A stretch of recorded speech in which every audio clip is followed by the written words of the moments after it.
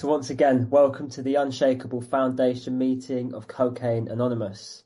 This is a main share meeting, and today it's with lots of pleasure and lots of gratitude that we welcome Paige F, who's going to do a bit of a big book bounce for us today, I believe, for up to about 40 minutes or whatever you feel comfortable with, Paige, and then we'll open up the room for Q&A. So with that, again, just thank you so much for being with us here today, and over to you.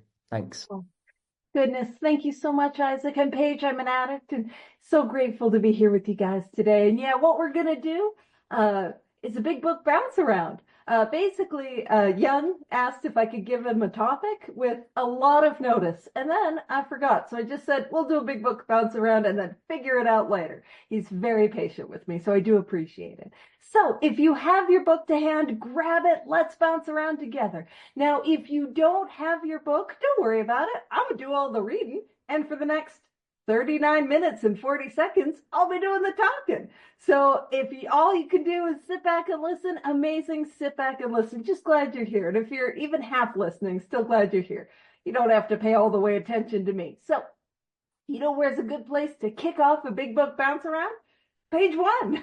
So let's open it up, let's dive in, and let's have a look at page 1. And where I want to get to on page 1 is the very bottom sentence of the very first paragraph. It's right before we landed in England, and it says, "In time we sailed for over there." Now this is the line. "I was very lonely and again turned to alcohol." And so what we're going to be doing and what we're going to be bouncing around today is the topic of loneliness. And you see, I don't know about you, but I thought for a long time that loneliness had everything to do with a sense of separateness from others. See, I don't know about you, but I thought I was lonely because I needed more people in my life, or I needed more people in my life in a certain way. But I don't know about you. Here is my experience with loneliness. When we all got on Zoom a couple of years ago, I would hear about loneliness and loneliness and loneliness. And my experience was that I was feeling more connected than I have ever been before. And I don't know about you. Here is my experience. I have felt absolutely, utterly lonely and alone in a stadium full of other people. And I don't know about you, but I have felt absolutely, utterly lonely and alone in a room of 12-step, in a room of Cocaine Anonymous, and you guys are my people, and I felt alone. And you see, I don't know about you, but for somebody like me, I felt absolutely lonely and alone in the middle of a relationship. And I don't know about you, but I'm somebody who has felt absolutely, utterly lonely and alone in the middle of an act of intimacy. And what I come to find out is my sense of loneliness, my pervasive sense of loneliness, has nothing to do with a sense of separateness from you. It has everything to do with a sense of separateness from God, higher power, creator, spirit of the universe. Now, I did not know that when I got here. One of the things I talk about loneliness, I have this experience, and I'll share this experience with you before we bounce. Now, heads up, we're taking a big bounce here in a little bit. We're going to be bouncing over to Vision for You, so just prepare yourself emotionally. But before we take that big old bounce, I want to share with you my experience. My experience, it was just after my first year in sobriety. And I had broken up with my ex-boyfriend, and let me tell you, I'll call it a relationship because I'm going to be polite. But what was it actually? And I know nobody here can relate to this. It was a codependent, hostage situation that had agreed upon mutually assured destruction. It was in a dumpster. The dumpster was on fire when we were careening off a cliff, but I called it a loving relationship. Now, I know nobody relates to that. So we had just broken up. And I was filled with like loneliness and emptiness and that feeling, you know what I mean? That I was never going to find somebody. I was never going to be okay. And it was the holidays, and I didn't have my family back in my life. And that was a result of the consequences of my actions, and I was alone. And I remember I went to a marathon meeting because we had those at the time, and I was just hanging around. for hours and hours, and they're having meeting after meeting after meeting. There's worse places for somebody like me to be. And I remember there was a gal, and she was going through the exact same thing I was, and I had that sense of I'm not alone on this journey.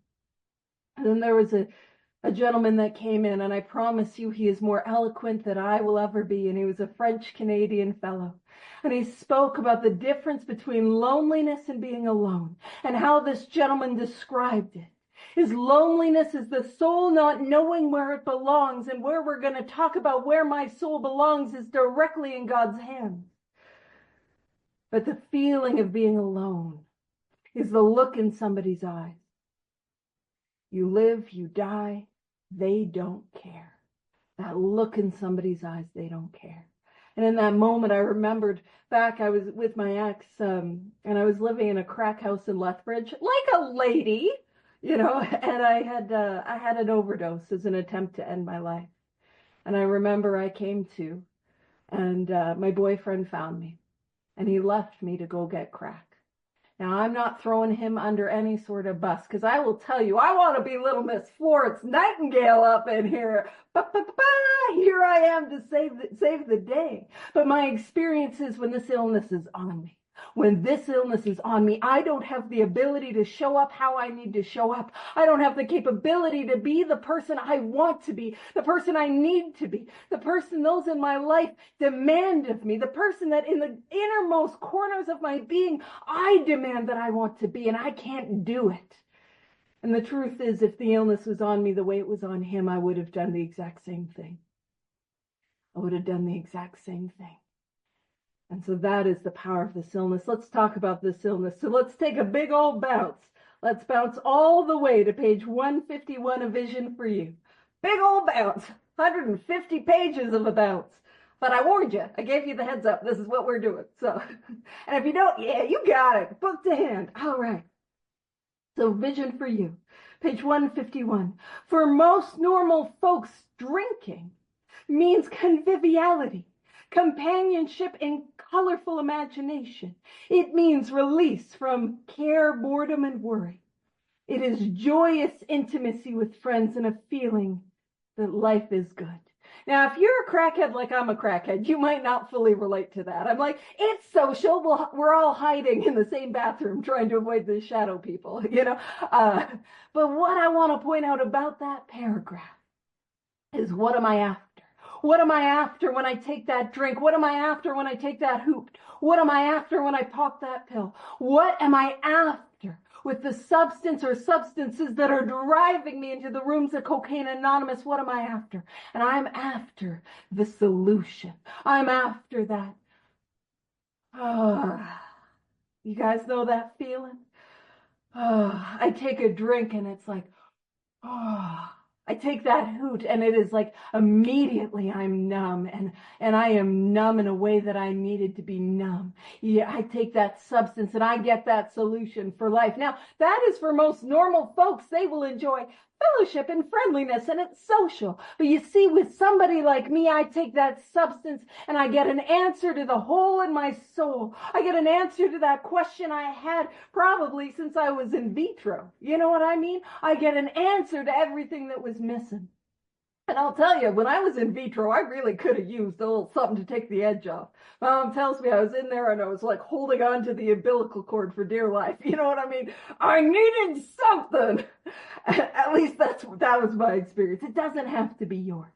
But my experience was, I take a drink, I take a drug. Listen, my experience is I take anything mind altering. I get that effect and it is like, whoa, I'm okay. It is everything that I needed, everything that I wanted. Bless you. Sorry, I know it's the worst when I catch that stuff, but I'm glad you're here. All right. So, but it says, but not so with us in those last days of heavy drinking. The old pleasures were gone. They were but memories. Never could we recapture the great moments of the past. There was an insistent yearning to enjoy life as we once did, and heartbreaking obsession that some new miracle of control would enable us to do it. There was always one more attempt and one more failure. And see, I don't know about you. I take that drink, I take that drug, I take that hoot, I pop that pill. I experience that sense of, Ah. And it's like a little switch goes off inside of me and it tells me more. And the more that I drink, the more that I drug, the louder that more gets. You see, I take that first one and it demands a second, and that second insists on 4, and the fourth will not relent until I've had 8, and my 8th is screaming at me until I've had 16, and so on and so forth. And man, if you're a crackhead like I'm a crackhead, man, I am just putting that pipe to my lips and I got that immediate more. You know what I mean? It is more. I need more. And you see, I don't know about you, but what happens to me is I start and I can't stop. I start and I will drink and I will smoke and I will use my way into consequences. I will use my way beyond lines in the sand I said I would never cross. I don't know about you, but I will use my way into broken hearts, broken dreams, broken trust, lost relationships, lost dignity, lost, man, opportunities, lost who I am. That's far more than the lost shoes and the lost pants. You know what I'm saying? I lost who I thought I could be. I lost who I was, and I would come to the morning after filled with regret and remorse and shame and guilt. And man, I hate who I am. I hate who I've become. But I would try all these ways to drink like a lady. I would try all these ways to smoke like a lady. And some of y'all know, pinkies up, I can't do it. You know what I mean? I would try all these ways because I could not, would not give up the only thing that gave me a sense of relief. I was looking for some new miracle of control, some new miracle that I could get that sense of ease and comfort and avoid the looming consequences of my life. This time will be different. There was always one more attempt, one more failure.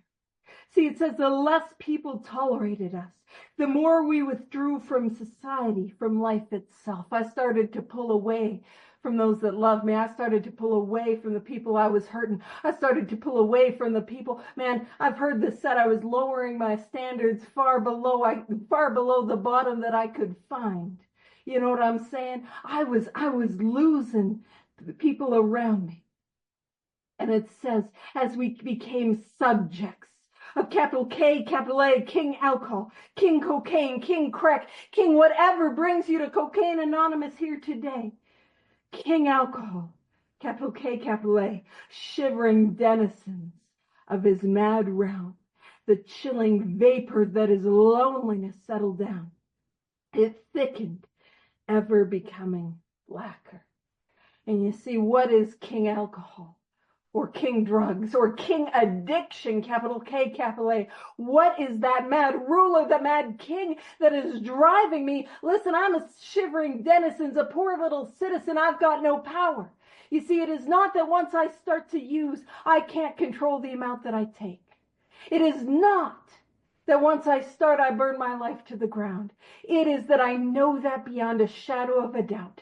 That once I start, I ruin my life. Once I start, burn it to the ground. Once I start, I become somebody I do not want to be, and yet I do it again and again and again. See, I don't know about you. I get to that place where I have to stay sober. I want to stay sober. I need to stay sober. But King Alcohol is taking me back again and again and again to the first drink, the first drug, the first hit, the first hoot, the first high, despite the fact that I know it is ruining my life. And I'm sitting there terrified. And my life is unrecognizable. And what begins to settle in? That chilling vapor that is loneliness. It thickened, ever becoming blacker. And yes, that loneliness happens as I begin to lose people in my life. But the loneliness really begins to settle down as I lose who I am, and I lose who I thought I could be, and I lose that sense of all power and control.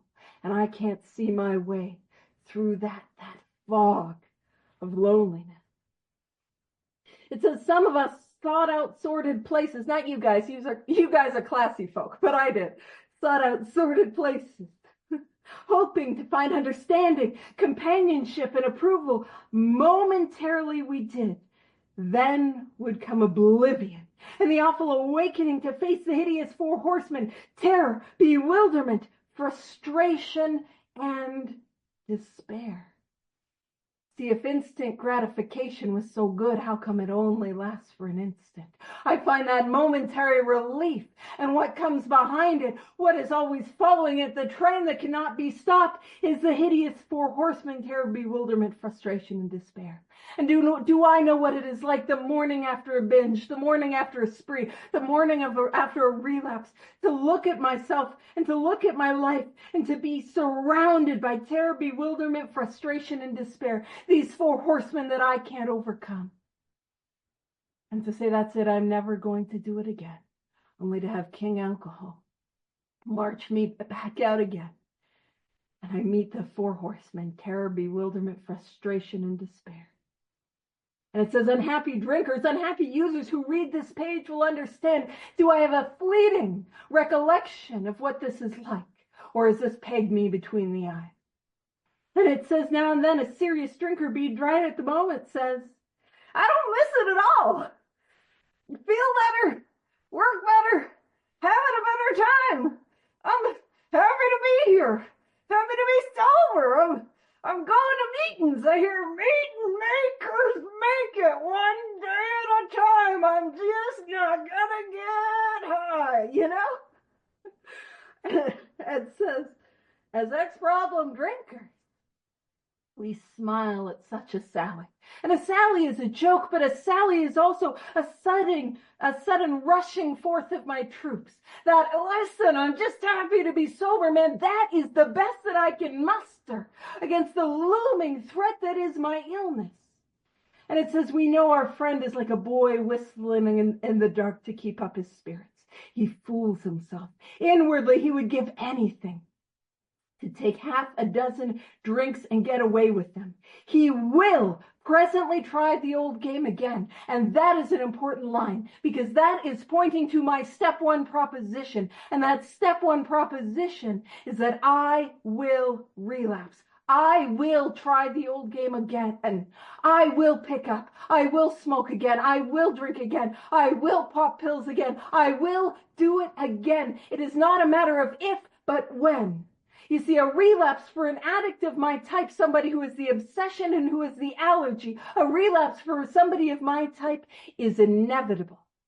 And it is imminent. And to be imminent means it's happening far sooner than I think it will. I will relapse. That is step one. And it says he will presently try the old game again, for he isn't happy about his sobriety. And see, when I got here, I thought emotional sobriety was for the nerds. Keep in mind, I know I am one. You know what I mean? I know that's me, right? And I thought it was for the keeners with the highlighters and their pens. And listen, I have some pen-related preferences. Oh, don't get me on a stationary kick, I will tell you. But I thought that was for the nerds. But here's my experience. Emotional sobriety is not like, okay, I'll go to a fancy workshop when I have time. No, emotional sobriety is a prerequisite for sobriety. Emotional sobriety. If I do not have emotional sobriety, I will relapse. Emotional sobriety is not for the keeners. It is for each and every one of us. But here's the question. How do I get emotional sobriety? Do I got to sign up for a workshop? Do I got to buy some books? Do I got to take a gym membership, go to a spa? No. I mean, you can if you want. I won't tell you what to do. Unless I'm your sponsor, in which case I've got some clear suggestions. But here's my experience. The purpose of these 12 steps is to bring about emotional sobriety. That is their purpose. What I am after singularly is a spiritual awakening. I didn't know it. I didn't like it. And let's be honest, I didn't want it when I got here. But that is what I'm after. And nothing less than a spiritual awakening. And I am doomed to relapse. And that is what is emotional sobriety. And that is what I'm after. So it says, he cannot picture life without alcohol. Have we been there? Have we been to that place where, man, I don't know if I can give it up. I don't know what my life will look like without it. And it says someday he will be unable to imagine life either with alcohol or without it. Then he will know loneliness, such as few do. He will be at the jumping off place. He will wish for the end.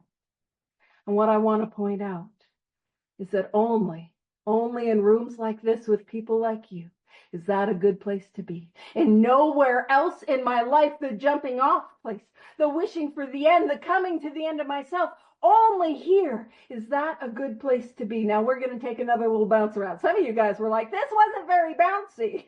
I want to take another bounce. I got you. Let's take a bounce, and let's bounce all the way over to page 59. And what we're going to do is we're going to page 59. And we're going to have a look at the very first full paragraph on page 59, half measures availed us nothing, which, by the way, we'll throw out in the rooms. And I don't know if you guys know what that means, because I'll be like, half measures. That means doing some of this and not doing all of this as a way of life. And I will relapse. Rude, rude, calling me out like that. All right. It says we stood at the turning point. And you see where we stand at this moment, that jumping off place is the turning point for my entire life. And I'm just going to say this quickly. It says we asked his protection and care with complete abandon. Anytime we see the words we ask, that's a prayer. You don't know there was a sneaky little prayer on how it works. We read that at almost every meeting, and there it is, a prayer. But we talk about this jumping off point. We stand at the turning point. And what is this like? It is like I am lost in this forest, and there is a monster that is after me. And that monster is the mental obsession. That monster is the inevitability of the first drink, the first drug, the first hoot, the first high. And I am sprinting in this forest, and I am doing everything I can to get away from it. And I'm using all my willpower, I'm using all my energy, I'm using all my smarts, I'm using all my cunning, I'm trying to juke it out. And I'm trying to dance around a tree, and I'm trying to do anything I can to escape it. But inevitably it takes a swipe and it gets me. And I'm knocked to the ground and I'm beaten up by this thing. And I pull myself up and I run again and it gets me, and I run again and it gets me, and I'm getting hurt and I am limping and I can see that it's coming. And I run and I run and I run and I find myself at the edge of the cliff. And I look behind me. And I see, and I have a step one experience. I see that monster barreling down. I see that I don't got a way out. I see that this illness is going to get me. I see I'm going to relapse. I see I'm going to do it again. I need to stay sober. I have to stay sober. I want to stay sober. It's coming at me. There's nothing I can do. And I look down and I look at the edge of the cliff. And there's this cloud of unknowing. You see, I can't see the ground. I can't see what's there. But what I can do is I hear your voice. I hear your voices saying, jump, jump, take that leap of faith. We promise it's worth it. Do it, jump, do it. We're on the other side. We know there's freedom. Do it. And because I got this thing barreling down and I see the truth of who I am in step one. And I just got to believe that y'all have better things to do than lie to me about my experience. I can't see the bottom. I can't see what's going to happen. I say that prayer, God, higher power, I don't even believe in you. But I ask your protection and care with complete abandon, and I take that leap of faith. And to spoil the ending for you who have not taken that leap. What's on the other side? Who's going to catch me? Well, where I find I end up is safely and securely in God's hands. That's who catches me each and every time, but I don't know that. So I make that decision. I say that prayer. I say the third step prayer, and I dive in and I begin to write inventory. That's how I begin to take that leap. It is not simply with a decision. It is with putting pen to paper and beginning to take that inventory and see the truth about who I am. And I begin to face squarely who I am and what I've done. And when I get down my resentments, my fears, and I look at my sex harms, I look at my relationship harms, I get that all down on paper and I begin to see myself in a new way. I begin to have a spiritual experience. Then what do? I sit down with God and another human being and I share that in the fifth step. Now let's take a whole nother bounce. We're bouncing. Let's go to page 75. Page 75. And what we're going to look at is the second full paragraph. We pocket our pride and go to it. And that is the directions on how to do a fifth step. Put your pride in your pocket and go do it. Do it. That's how we do it. By doing it. Boom. And it says illuminate every twisted character, every dark cranny of the past. Now what we're talking about here is the fifth step promises. See, I do this. And what do? I let God's light into the darkness within my soul. The darkness, the depth of my shame. And I love the metaphor of God as light. And you don't have to like this metaphor, but I like this metaphor because it's all throughout the book. God is light. Higher power is light. Creator is light. Because light is not what I see. Light is the way in which I see. And if you're like, girl, what are you talking about? You take this course of action. If you're like me, you know what I mean. Childhood got better. Childhood didn't change. Family got better. Family didn't change. The jerks on the road, they start to drive better. I promise you they didn't. But how I see them changed. See, God is not simply what I see. God is also the way in which I see. And I let God's light in. You see, our secrets, they tend to grow and fester in the dark, but they die in the light of exposure. And it says, once we have taken this step, withholding nothing, laying it all bare, withholding nothing, we are delighted. Anyone here think the result of the fifth step would be delighted? I know I didn't. I know I didn't think that was going to be the result, let me tell you. But that's the promise. We are delighted. We can look the world in the eye. And see, I don't know about you guys, but when I came to the rooms, I was intimately acquainted with the little square of floor that was in front of me. I was staring daggers at that floor. I was not looking anyone in the eye. But to begin to look somebody in the eye, what is that a sign of? That is a sign of true humility. That's what we get to experience here in Cocaine Anonymous. True humility. I'm no better than you. I'm no worse than you. In fact, I'm equal. We are all equal, and I am dependent upon a power greater than myself. And it says, now this is the line, we can be alone at perfect peace and ease. Alone at perfect peace and ease. You see, that loneliness has nothing to do with a sense of separateness from you, but everything to do with a sense of separateness from God. And what is beginning to happen as I do that fifth step, the spiritual awakening. That is what is beginning, and I am building this relationship with this power. That is what is happening, and now I can be alone at perfect peace and ease. I'm beginning to experience freedom from that loneliness, and you see, that's what we're treating here. And it says our fears fall from us.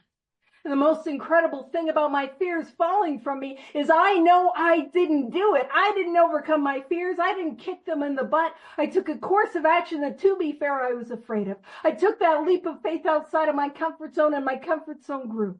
But God took them from me. They fell from me. I received the gift that was available to each and every one of us. And it says we begin to feel the nearness of our Creator. See, what at step 2 just seemed like it could be maybe a belief of an over there idea of some sort of power, and maybe those stupid jerks in the rooms aren't lying about their experience. But now I begin to feel the nearness of my Creator. I begin to have an experience. In fact, it says we may have had certain spiritual beliefs. I cannot stay sober off a belief.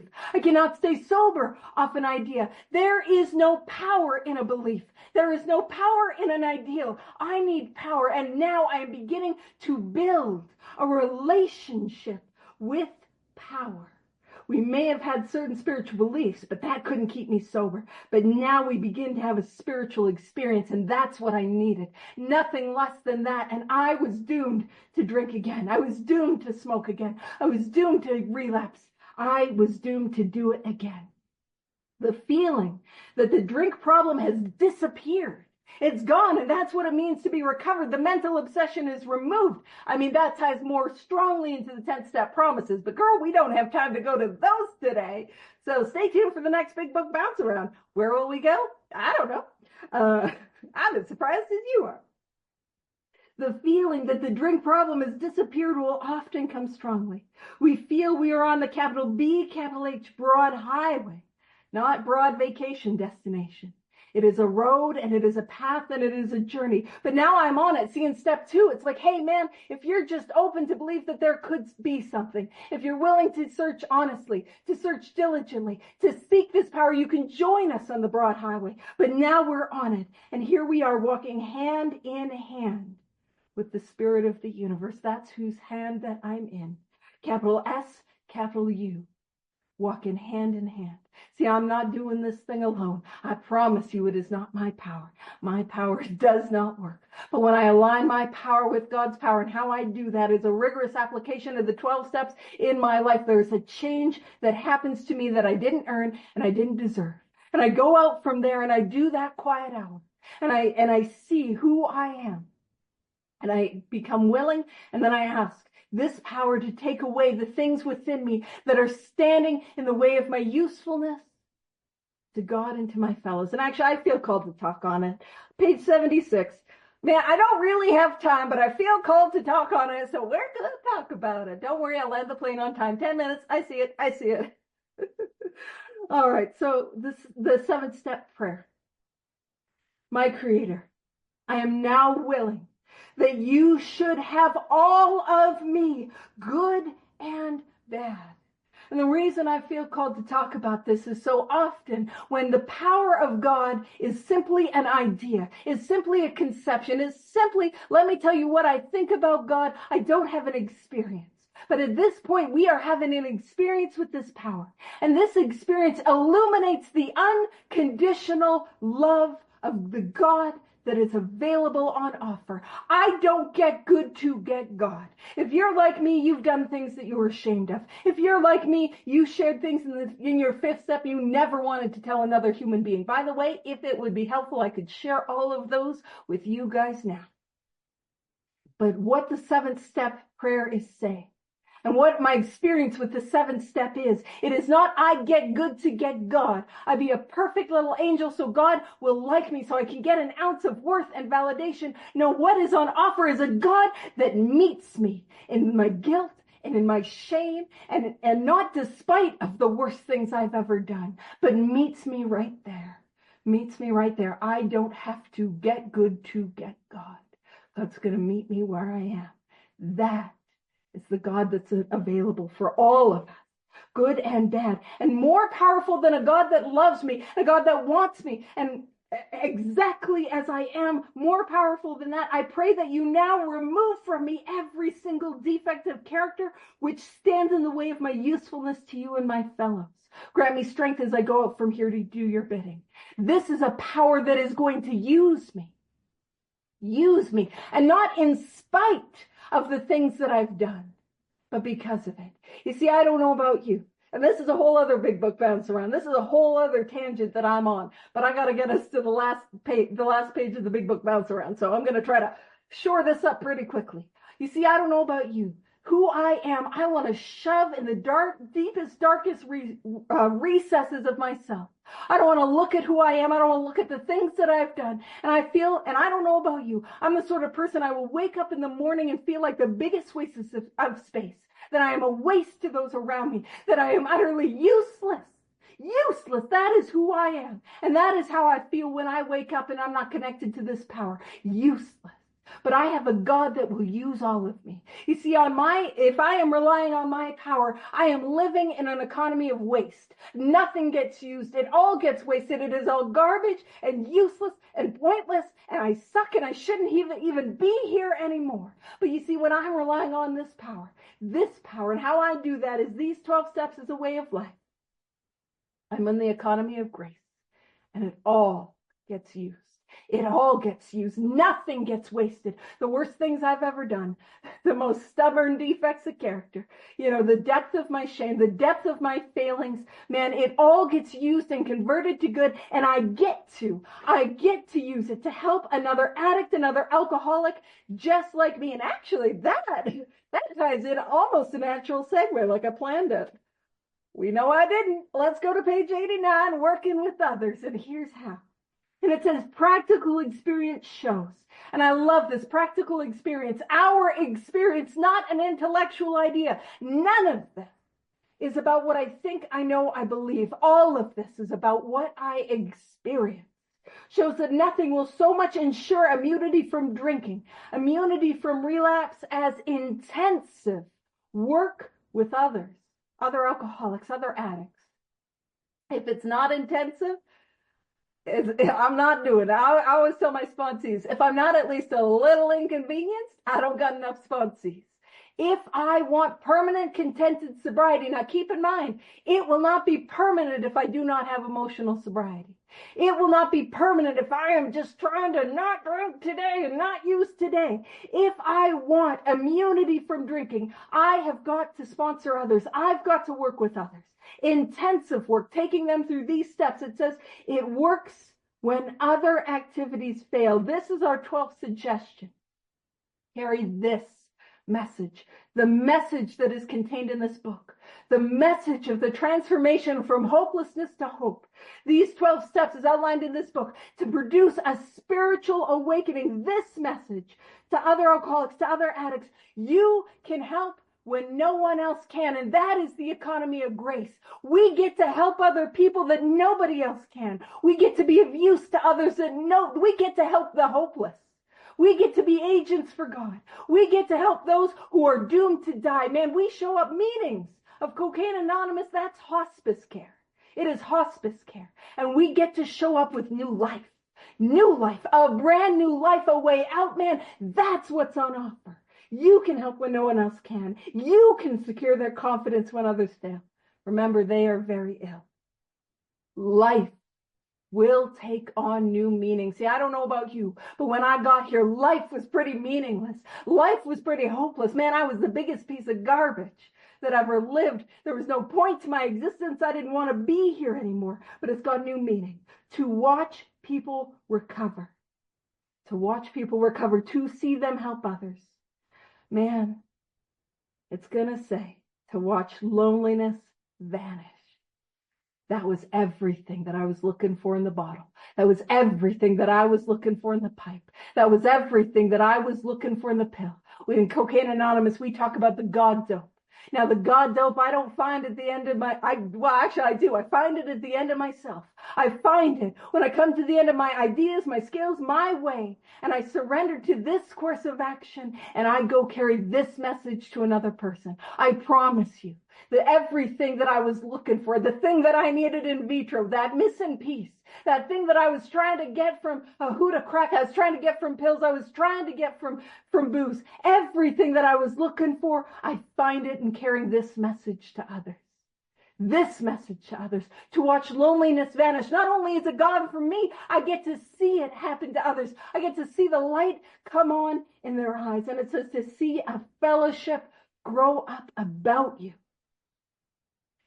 And that fellowship, man, it's pretty easy. There's some amazing people who are doing service here at Unshakable Foundation. Thank you guys so much.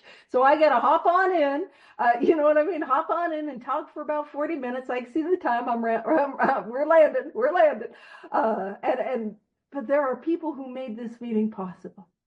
It's pretty easy. But the true fellowship that we're talking about is that fellowship that happens when we carry this message to another. And they carry this message to another. And they carry this message to another. And we get to see the miracle. Miracle, man, we are not meant to be alive. And here we are, not just alive, not just don't drink today. No, but thriving. There's a new life that has been given us. And it says to have a host of friends. It says this is an experience you must not miss. You must not miss. Man, I'm going to make a joke. I hear it's what all the cool kids are doing, so you don't want to miss out on that. You know, peer pressure. It says, we know you will not want to miss it. Frequent contact with newcomers and with each other is the bright spot of our lives. I don't know about you, but when I got here, there was no bright spots in my life. I was in that cloud of loneliness and that cloud of darkness. But now this ability to show up, to be of service, man, it gets to be the bright spot of my life. And so what I want to do is I want to end on, if you have not had this experience, if this has not happened for you yet, whether you're brand new, whether you're in and out, whether, man, you've been around for a while and you're like, girl, what is she on about? She's talking about something I don't know.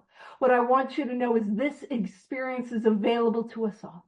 And those of us who have recovered, our very life depends on helping you. So what I will say is, please let us help you. And thank you so much for being the bright spot of my life. Thank you for the opportunity to share. Question. Thank you, Paige. That was unbelievably inspirational. Um, I'm a bit, my head's sort of baffled from all of that because I took so much on. It's not a question. I actually just wanted to relate on a couple of things that you talked about. I'm quite early on again in my journey, and when you went to A Vision for You, I think there was the sort of second paragraph I really related to, and sort of the darkness of that. Um, and then you flipped it around. And the main thing that I really wanted to comment on is you were talking about staring at the floor and about how your head's come up and your anxiety's reduced, right? And this has been the probably the biggest revelation for me over the short last couple of weeks that I've had is that my head's been coming up. And I haven't heard anyone else say it because you said it in the exact way that I said it to my sponsor.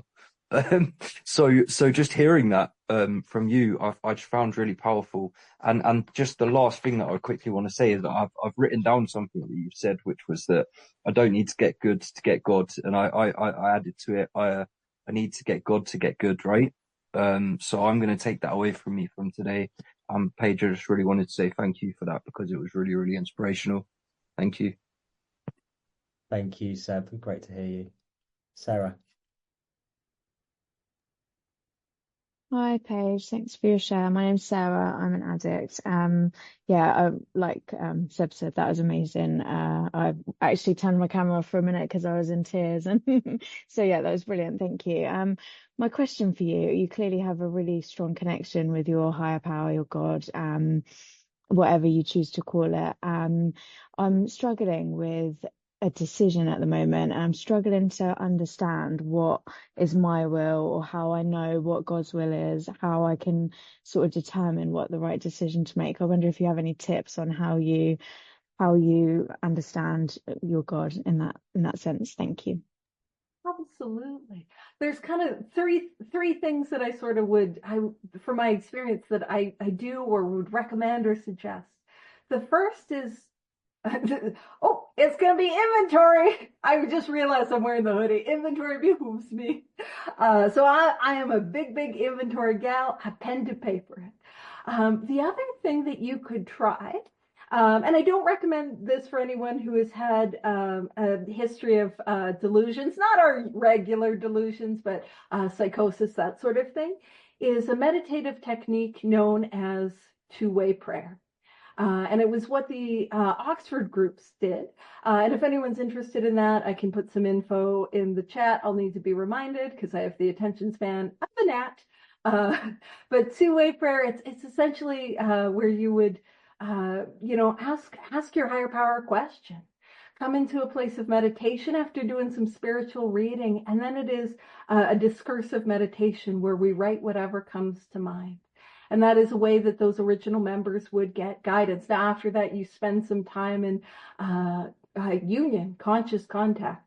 And I've had some incredible things that have happened in my life because of that. Now, the third thing that I will say, and this is my opinion, so feel free to get rid of it. But in my experience, a lot of times, God's will for me is not about where, but how.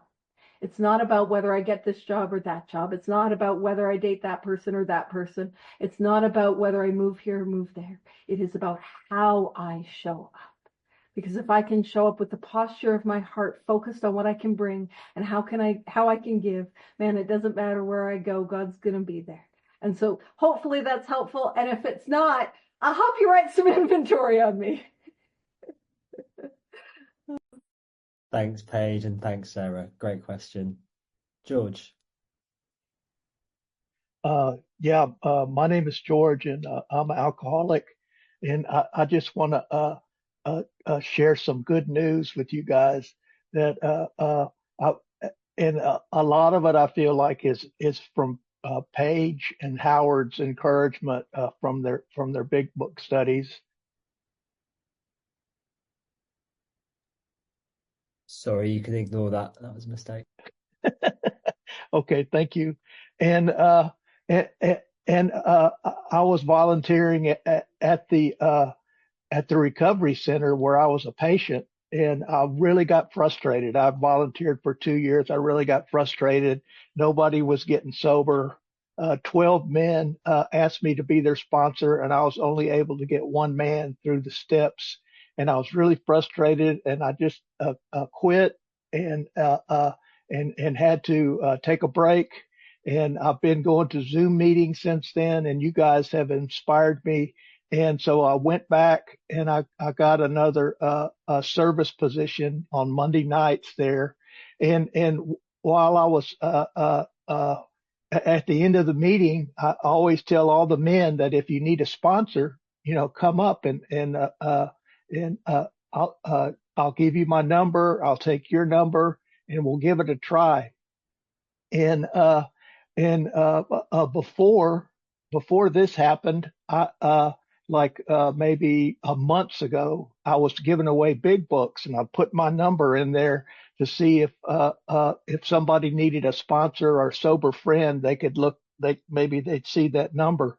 And one of the guys that came up and asked me to be his sponsor as I was writing my name down, he says, "Oh, I recognize that. The my therapist gave me a book that had your number in it." So one of the books I gave away, they gave it back to the therapist to hand to somebody else. And it was just like it for me, that was a God moment. That was a spiritual experience. So I just wanted to share that with you guys. And thank you for letting me share. Thank you, George. Sammy, would you like to come in with your question? Oh, hi everyone. I'm Sammy. I'm a very grateful recovered addict. Thank you so much for Isaacs for taking the meeting, everyone being here, and Paige, thank you. I've just had goosebumps after goosebumps. I love your I'll get to questions in 2 seconds. I just love your energy. Like, it's so attractive, like to hearing about where you come from, where you are now. So what my question is after you've been in recovery for a little while and you feel like I'm doing everything I need to, sponsoring people, doing, everything and more. But I would like to know after you've been in quite a while, what other little bits and pieces do you do to enlarge in your spiritual life? Absolutely. And one of the things that was so instrumental was I, at a time in my recovery where I was, when you're sort of doing it, that's not what you're doing it. I'm not saying you were, I'm saying I was sort of doing it and I was miserable. I got involved in a group, that was doing Steel on Steel, and Steel on Steel was developed by Mark Houston. And you get together between, yeah, I know, it's so great, George, 3 or 4 people, and you hold each other spiritually accountable. And from there, it got me to work the program the way it needed to be worked, the way my illness demands that it be worked. And it got me to be disciplined in my prayer, my meditation, my evening review in that part of my life. But it also taught me fun and creative ways to apply these spiritual principles, which are the actions of the steps to areas of my life. And it got me to seek spiritually. And so in the 11th step, it talks about be quick to see where religious people are right, make use of what they have to offer. And that is where I have so much fun, so much fun. Honestly, if you feel a sort of inkling of I want to check that out, dive in, go, read books, listen to podcasts, just listen to where your heart's calling you. And it's fine. It's I go on my little spiritual tangents, and I do that. And people are like, what are you on about? And I'm like, oh, I was on a Sufi kick and it was right in between my Oxford group sandwich. Literally, that's what I've been doing. And you don't have to do any of that. But if you feel called in a direction, and seek and have fun and do things the root of the word spiritual is ritual. So not just reading, but doing. Do fun things. Anyway, yeah. Have fun, rock and roll with it. Thank you. Yeah. Thank you for your question, Sammy. Matthew, would you like to come in? Yeah, so just first of all, thank you for your share. I mean, the energy and the passion you have is it's amazing. So the the question I've got for you, so I'm fairly new to I'm fairly early on in my recovery, I should say. I was just curious if there was any particular like literature, podcasts, books, anything like that you would recommend to like further expand on what I've already learned. Absolutely. But I don't mean to interrupt if you weren't done. I know the thing came in. But yeah, if when I was new, I had such a love for speaker tapes. Genuinely, I love speaker tapes, and my brain works really well with that sort of stuff. So I would listen to, I would listen into the recordings from Unshakable. I did, it wasn't a thing then, but like, I see what I'm doing. I'm recommending. See what I did? I pumped that up. I have friends that do Mad Dog recovery for speaker tapes. I also do a lot of big book studies, and getting involved with the big book study was so helpful. The way in which I prefer to sponsors, I like to take people through the book line by line very quickly. But even on those times when I can't take them through line by line, my familiarity and my experience with the book is what has allowed me to have that flexibility. So big book study. And then in terms of like, I don't listen to a whole lot of like formalized podcasts. It literally is where the ADHD takes me. If you kind of feel like something that's a little bit Christian wouldn't be too for you, have a look at some of the Oxford group literature. It's interesting. I love seeking from a variety of faith traditions, and that's just me. You guys don't have to do that. But I love seeking from indigenous spirituality to, yes, I've been on a Sufi kick for a little bit, to seeking from Judaism. And like, I love seeking. So if you feel like, and by the way, I do a variety of different meditations as well. And if you feel somebody is like, oh, they've got something, they've got a light, they've got like, I want more of that. I just keep going in that direction until my ADHD that I don't have. It's really weird that you guys think I do. Yeah, Kathy with the bunnies because of the rabbit hole. I just go. My sponsor actually just recommended, so I haven't gotten too into it. It was a podcast or YouTube channel called Let's Talk Religion because he knows I'm interested in seeking spiritually. So he suggested that to me. So if it's not your jam, don't worry about it. Thought I'd throw it out. Yeah. Thank you for your question, Matthew. And last but not least, we have Paul. Would you like to come in?